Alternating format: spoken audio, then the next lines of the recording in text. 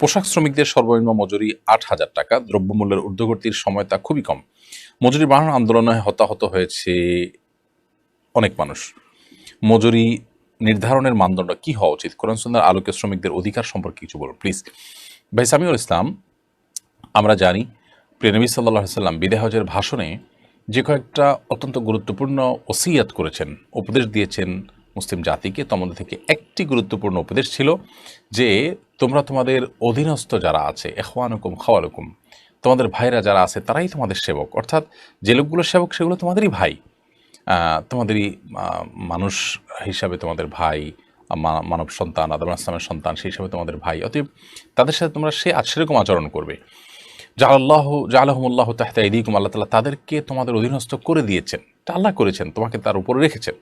অতএব নবী সাল্লাল্লাহু আলাইহি ওয়াসাল্লাম তাদের সম্পর্কে আমাদেরকে বলেছেন পরিষ্কারভাবে যে তোমরা যা তোমরা খাও তা তাদেরকে খাওয়াও, এবং যা তোমরা পড়ো তা তাদেরকে পড়াও। পরিষ্কারভাবে এখান থেকে বোঝা যায় যে সামাজিকভাবে ন্যূনতম বেঁচে থাকার জন্য যা দরকার, আমরা একটা সমাজে বসবাস করি, সমাজে দ্রব্যমূল্যের দিক বিবেচনা করে মোটামুটি খেয়ে পরে বেঁচে থাকার জন্য আমার যা দরকার হয় তাকেও তা প্রোভাইড করা আমাদের কর্তব্যের অংশ। যদি সেটা না করি তাহলে সেক্ষেত্রে তার প্রতি জুলুম হবে। ৮,০০০ টাকায় এই সমাজে বা এই বাজারে কিছুই হয় না। আমি একটা চার্ট দেখেছি, সেখানে বাংলাদেশের কম্পিটিটর যে সমস্ত আপনার দেশগুলো আছে যেগুলোতে গার্মেন্টস শিল্প বাংলাদেশের মতো এরকম যথেষ্ট অগ্রসর, সেরকম দেশগুলোতে আমি দেখেছি যে সে দেশগুলোতে মজুরি, এমনকি পাকিস্তানের মতো দেশ, আমাদের আশপাশে অন্যান্য দেশ, আরও বিভিন্ন দেশের যে রেশিও তুলে ধরা হচ্ছে সেই চার্টে, সেখানে দেখা গেছে সবচেয়ে কম মজুরি দেওয়া হয় বাংলাদেশে। তো প্রশ্ন হলো, সেই কম্পিটিটর দেশগুলো যদি একই রকমের আপনার ব্যবসা করে, একই ব্যবসা করে তারা যদি মজুরি বেশি দিয়ে তারা প্রফিট করতে পারে, তাহলে বাংলাদেশের ব্যবসায়ীরা তো তাদেরই কম্পিটিটর, তাহলে তারা কেন পারবে না?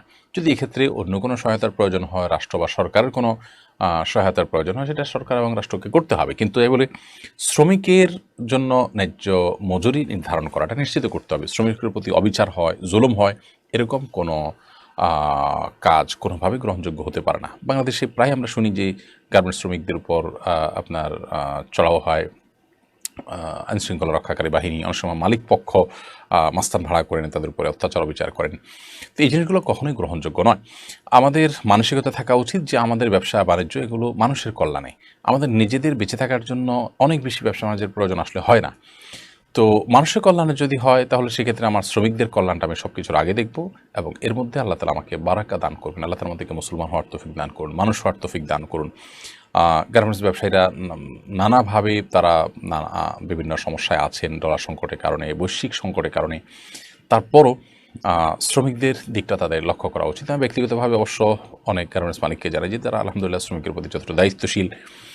অনেকে আছেন যে কোভিড-19 বা বিভিন্ন সময়ে যখন বন্ধ ছিল তখনও তারা তাদের শ্রমিকদের বেতন চালু রেখেছেন, শুধু গার্মেন্টসের ক্ষেত্রে না, অন্যান্য ক্ষেত্রেও আমি অনেককে জানি। তো সেরকম ভালো মানুষ হওয়ার চেষ্টা আমাদের করতে হবে। আল্লাহ তাআলা আমাদেরকে তৌফিক দান করুন, এবং অবশ্যই শ্রমিকদের এই ন্যায্য দাবি এটাকে অগ্রাহ্য করা কোনোভাবে গ্রহণযোগ্য নয়, এবং দমন পীড়ন করে তাদেরকে আপনার দমিয়ে রাখা, তাদের প্রতি জুলুম চালানো, এটা কোনোভাবে গ্রহণযোগ্য হতে পারে না।